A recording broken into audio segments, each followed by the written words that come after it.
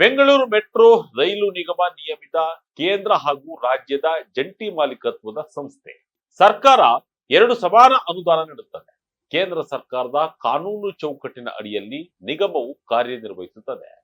ಪ್ರಮುಖವಾಗಿ ಕೇಂದ್ರ ಸರ್ಕಾರದ ಕಾಯ್ದೆಗಳ ಅಡಿಯಲ್ಲಿ, ಉದಾಹರಣೆಗೆ ಮೆಟ್ರೋ ರೈಲ್ವೇಸ್ ಕಾಯ್ದೆ 1978 ಮತ್ತು 2002ರ ಅಡಿಯಲ್ಲಿ ಕಾರ್ಯನಿರ್ವಹಿಸುತ್ತವೆ.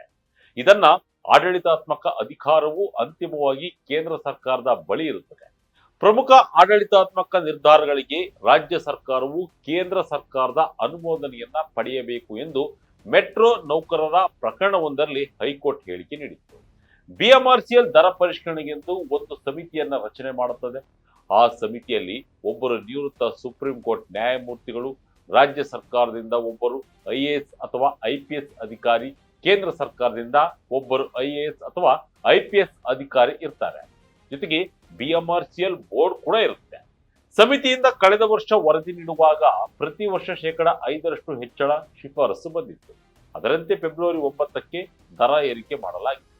ರಾಜ್ಯ ಸರ್ಕಾರಕ್ಕಾಗಲಿ ಕೇಂದ್ರ ಸರ್ಕಾರಕ್ಕಾಗಲಿ ಅನುಮತಿ ಕೇಳಿಲ್ಲ ಎಂದು ಮೂಲಗಳು ತಿಳಿಸಿವೆ.